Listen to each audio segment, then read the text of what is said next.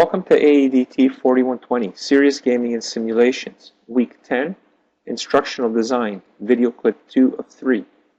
I'm Professor Bill Capralos, and over the next few minutes we will be discussing instructional design models.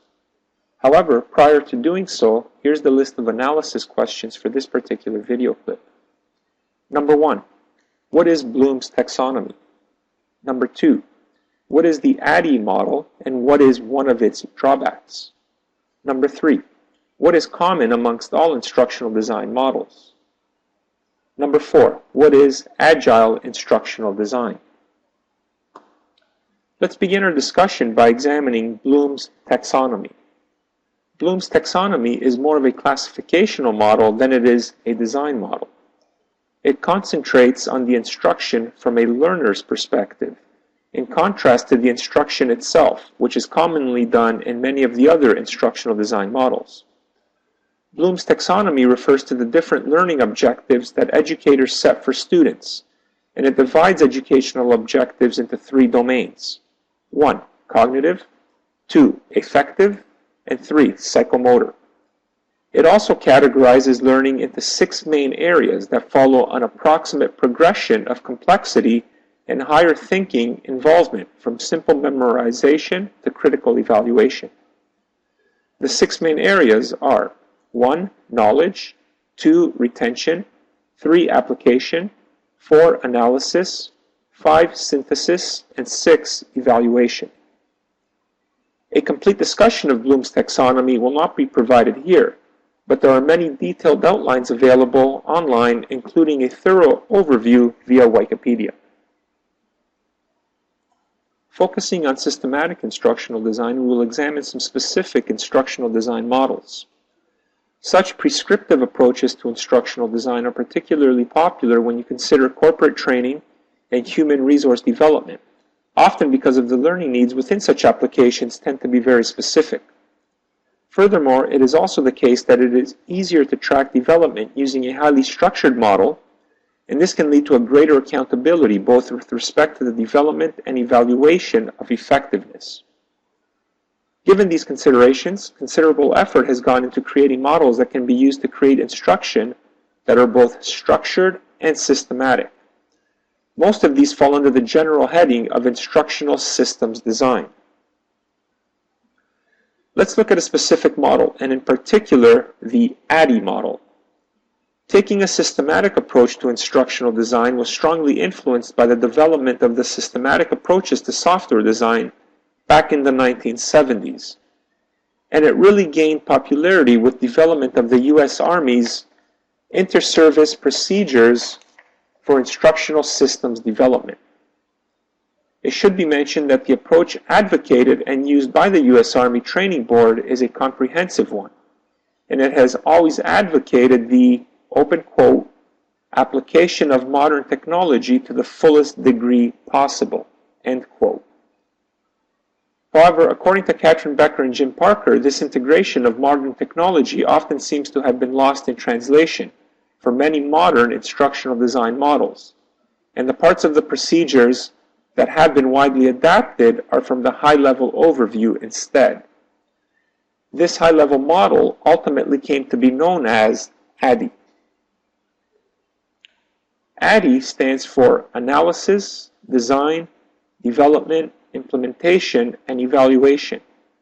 And although it is oversimplified, it still is popular in professional training today. Analysis refers to the process of defining desired outcomes. Design refers to the process of determining how desired outcomes are to be accomplished based on supporting systems needed, required resources, timetable, and budget.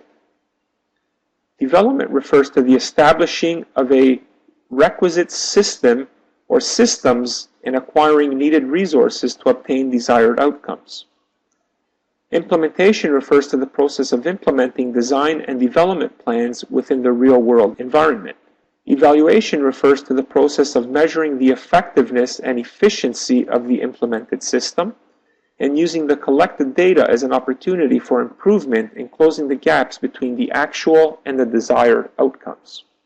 Despite the popularity of the AEDT model, there are problems associated with it when we take a strict application of it. More specifically, it implies a linear progression that doesn't encourage adequate and ongoing reflection of the design as it is being developed, given that the evaluation is strictly at the end of the process. In other words, there are no changes to be made after the model has already been designed. A variant was developed to address this problem and indicates the importance of ongoing evaluation much more clearly. However, this revised model still remains far too generic for direct application. Here is a graphical illustration of the revised AEDT model, and as can be seen, evaluation and testing are now a part of each of the other phases. The Dick and Carey systems approach model is a popular model that can be an effective aid in the design of instruction, particularly when you consider design teams that include novice designers or design teams that include a diverse collection of team members. And this is often the case when you consider projects that include digital media. Similar to most systematic models, the Dick and Carey model is essentially linear, and it follows a similar set of basic steps as in the AEDT model that we previously examined.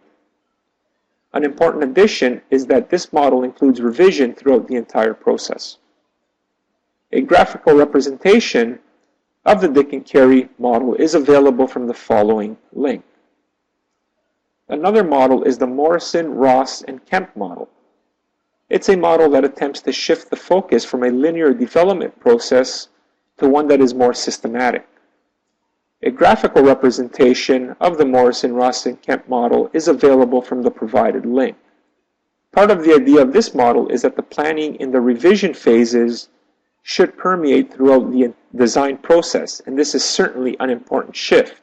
However, if you look at the diagram that outlines this particular model, even without explicit arrows pointing from one phase to the next, the placement of the faces in a clockwise progression still implies a certain linearity in the design that places the actual design of the medium near the end. It fails to highlight the potential impact that a particular medium may have. Part of the challenge of designing learning using modern media is that the media must really be an integral part of the design process right from the start if it is to be used effectively. Therefore, some specific demands of the medium must be an explicit part of the process in any design model that is employed. When we consider the models that we just examined and many other instructional design models as a group, we begin to notice that most include many of the same fairly specific elements. Although the differences may appear to be major when considering the visual representations of the models, the differences are actually not that big. They basically include the 5 basic elements of the AEDT model. In most cases, the primary differences have to do with the way the subparts are categorized and the placements of bubbles and connectors within the visual representation. When such models are put into practice, the application is rarely as clean as one hopes, and each phase remains subject to influence from the other phases. Also, when you have experienced designers and developers on the team, they rarely follow a straightforward linear progression in the approach. We end our discussion on instructional design models by examining agile instructional design.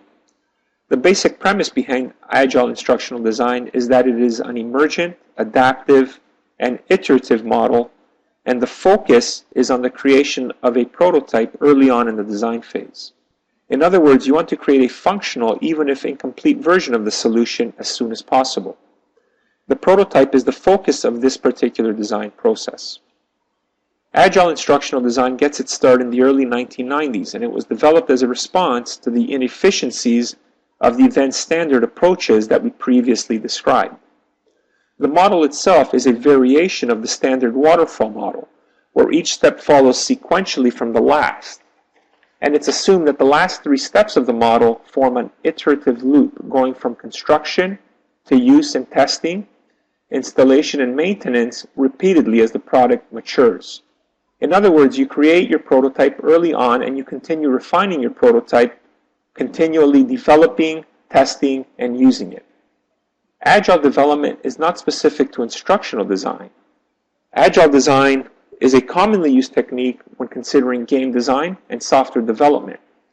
Some form of playable prototype is expected early on in the design and development phase, and the development typically proceeds with the help gained from feedback from testing of this working prototype model, which continues to evolve as the development progresses.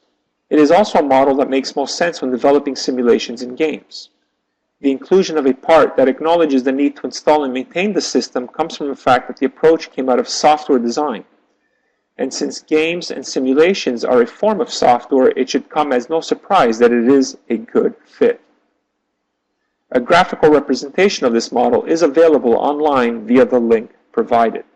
This brings us to the end of our discussion on instructional design models, and I just want to point out the reference by Katrin Becker and Jim Parker, which the majority of this material was based on. This brings us to the list of analysis questions for this particular video clip. Number 1. Describe an AEDT approach to developing a serious game. Number 2. Bloom's taxonomy concentrates on the instruction from the learner's perspective rather than the instruction itself. Why is it important to focus on the learner? Number 3. Describe an agile approach to developing a serious game. Number 4. The agile approach emphasizes the prototype. When developing a serious game or a virtual simulation, can we have a non-electronic version prototype? Explain.